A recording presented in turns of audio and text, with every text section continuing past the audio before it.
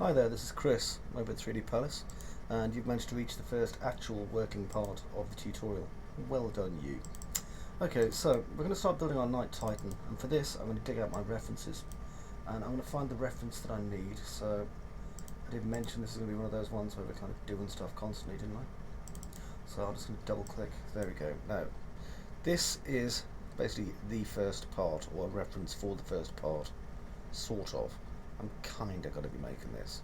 Okay, there's a few issues in my opinion with regard to this model that I want to change, but we'll come to that as we go along. Okay, a lot of them do this bit though. Anyway, I've got my reference on the screen. You should hopefully have lots and lots of reference as well, so that's cool. And I am going to start with nothing. See this? That's my nothing. Now, if you're using 3ds Max, I'll just adjust my microphone, there we go. If you're using 3ds Max, then obviously this is the kind of work surface you'll have. If you're using any of the other modelling tools, you will have different stuff. Just to give you a little bit of a heads up on some of the important tools I will be using. So, just hit an F4 there in 3ds Max, which will show me my polygon view.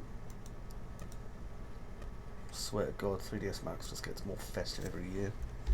Right then, so simple things are I'm going to be selecting edges, okay, and moving them about. I do that quite a lot. I also select polygons and move them about a lot as well. So, you know, that's me selecting a polygon and moving it about, just for your information. I'm going to be deleting stuff. Okay, I'm going to be bridging stuff, which is where you can basically drag one edge to another edge and it creates a bridge.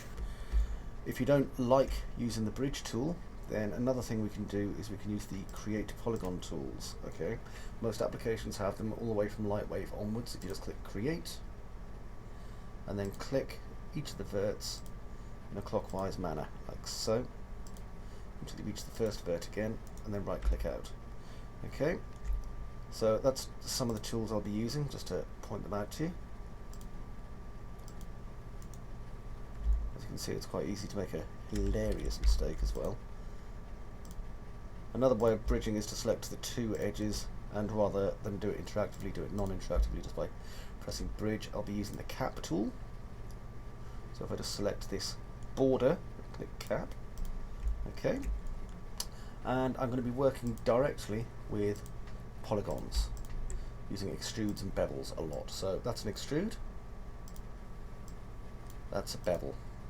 If I need to inset, a lot of the time I'll do what I call a zero length bevel, where I don't really give it any height and I just pull in like that, and that allows me to work with some details a lot more than I would otherwise be able to.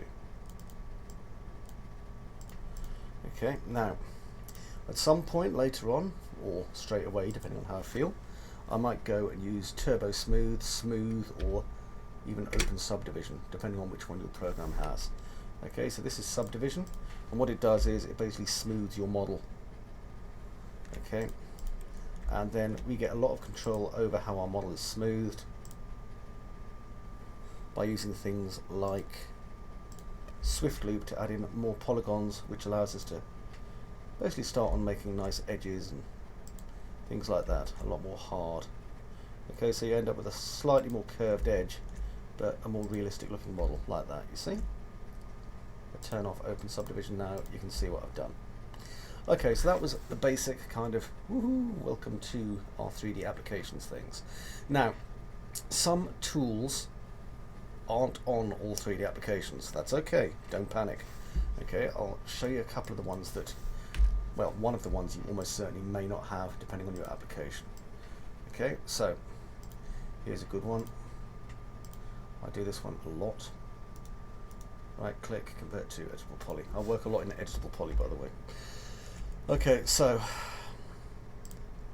if I delete this polygon here and select this one, and then I can just click, okay, hinge from edge. Now I've got settings here. Hinge from edge isn't in every 3D application out there. However, a lot of them have made proviso for people who want to use it. So there are plugins. If you use a Modo, you can write a little script yourself quite easily. It's not especially difficult. You'll find information about that probably on the Modo boards. There we go. Okay, so that's a hinge from edge, and then if I just delete that, go to select by vertex, select all my vertices, and then just do a weld, you'll see I now have a single solid object. Okay, so there are tools out there that you can do this with. Okay, so that's just the important kind of welcome to how we do stuff. Now we're going to get on with the lessons.